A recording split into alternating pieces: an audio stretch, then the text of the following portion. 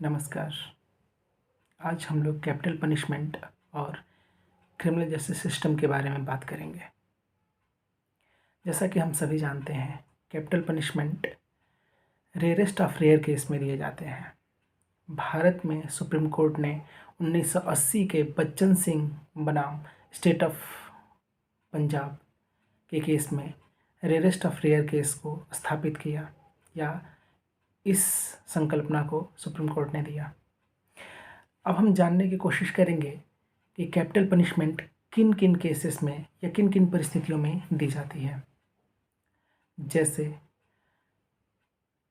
कौन से अपराध करेंगे जिससे कैपिटल पनिशमेंट मिलने की संभावना या फिर कैपिटल पनिशमेंट न्यायालय दे सकती है। पहला, हीनियस क्राइम, जो कि मर्डर, और मर्डर ऐसे किया गया हो जो अत्यंत ही क्रूर हो। अत्यंत क्रूरता के साथ जो मर्डर किया गया हो, वो इस के लिए रेयरेस्ट ऑफ रेयर केस की संकल्पना को लागू किया जा सकता है। इसी तरीके से गैंग रॉबरी एंड मर्डर, और गैंग रेप, और रेप एंड मर्डर, एंड और बहुत सारे केसेस हैं, बहुत सारी ऐसी परिस्थितियां हैं जिनमें हीनियस क्राइम्स हो, और उस संदर्भ में उस परिप्रेक्ष्य में न्यायालय यह जांच करेगी कि क्या यह परिस्थिति कैपिटल पनिशमेंट के लिए सुटेबल है या नहीं। अब हम बात करेंगे क्रिमिनल जस्टिस सिस्टम, जो कि मुख्यतः दो प्रकार के हैं, एक प्यूनिटिव और दूसरा रिस्टोरेटिव। रिस्टोरेटिव पनिशमेंट सुधारात्मक प्रक्रियाओं की बात करता है, जबकि प्यूनिटिव दंडात्मक प्रक्रियाओं के बारे में बात करता है।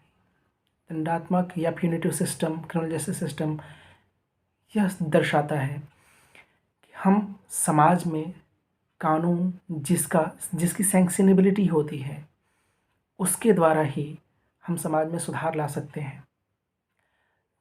तो दूसरी तरफ रिस्टोरेटिव संकल्पना जो है, क्रिमिनल जस्टिस सिस्टम जो है, मानती है कि पनिशमेंट या सज़ा सुधार की प्रक्रिया को संदर्शित करता है, और सुधार तभी होएगा जब व्यक्ति जिंदा हो, व्यक्ति या सब्जेक्ट जिंदा हो और वह अपने जीवन को पूरा करे। सुधार संभावित है एक जीवित व्यक्ति में ही। अतः सुधारात्मक न्यायिक व्यवस्था या न्यायिक प्रणाली यह प्रतिपादित करती है कि किसी भी व्यक्ति को कैपिटल पनिशमेंट न दिया जाए।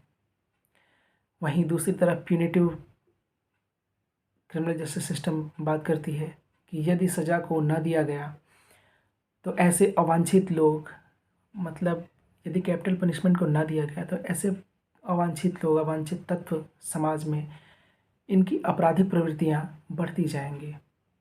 यदि आपराधिक प्रवृत्तियां बढ़ती गईं और इस तरीके से ये समाज में एक नकारात्मकता फैलाने वाले तत्व बन जाएंगे, और कई बारी ऐसा होता है कि समाज में अपराध की श्रृंखला बढ़ती जाती है। वहीं दूसरी तरफ सुधारात्मक न्यायिक व्यवस्था को मानने वाले जो जूरिस्ट हैं, वो इस तथ्य को मानते हैं कि यदि अपराध किया गया किसी व्यक्ति के द्वारा और उसका सज़ा कैपिटल पनिशमेंट हो, तो संभावित है कि वह उस मनुष्य के या उस मानवीय के मानस पटल पे यह अंकित हो जाए कि नहीं, हम और क्राइम करें, अगर मरना ही है, सज़ा में मृत्यु ही होना है, या दंड हमें मृत्यु का ही दंड मिलना है, मृत्यु दंड ही मिलना है, तो हम और भी क्यों ना क्राइम करें, और भी हीनियस क्राइम क्यों ना करें। यह एक संकल्पना है जो जूरिस्ट मानते हैं। कई बारी प्यूनिटिव जो क्रिमिनल जूरिस्प्रूडेंस है या क्रिमिनल जस्टिस सिस्टम है, वह इस तथ्य पर बल देता है कि यदि हम अपराधी को सज़ा दें और नियमित रूप से सज़ा का पालन करें, तो समाज में जो चेन होता है, चेन ऑफ क्राइम, वो रुक जाएगा। वहीं सुधारात्मक प्रकृति वाले के लोग मानते हैं, जो सुधारात्मक न्याय व्यवस्था में विश्वास रखते हैं, वो मानते हैं कि अपराध कई बारी ऐसे भी घटित होता है जिसमें मेंस रिया की संकल्पना को पूर्णतः स्थापित नहीं किया जा सकता, या इल माइंडेडनेस को पूर्णतः स्थापित नहीं किया जा सकता। कई बारी ऐसा भी होता है कि न्यायालय पूर्णतः उन मामलों में चेक नहीं कर पाती कि क्या यह मामला रेयरेस्ट ऑफ रेयर है या नहीं।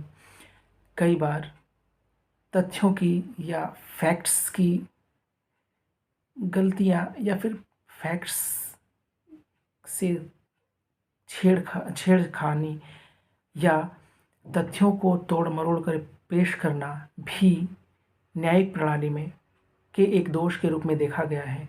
अतः सुधारात्मक न्याय व्यवस्था के लोग मानते हैं, या ऐसे ज्यूरिस्ट मानते हैं जो सुधारात्मक प्रणाली पर विश्वास रखते हों, कि कैपिटल पनिशमेंट न दिया जाए और हमेशा ही सुधार की गुंजाइश व्यक्ति में रहनी चाहिए। मैं आपका विचार जानना चाहता हूँ, क्या आप इस पक्ष में हैं कि व्यक्ति को मृत्युदंड दिया जाए, या उस व्यक्ति में सुधार की प्रकृति को ध्यान में रखते हुए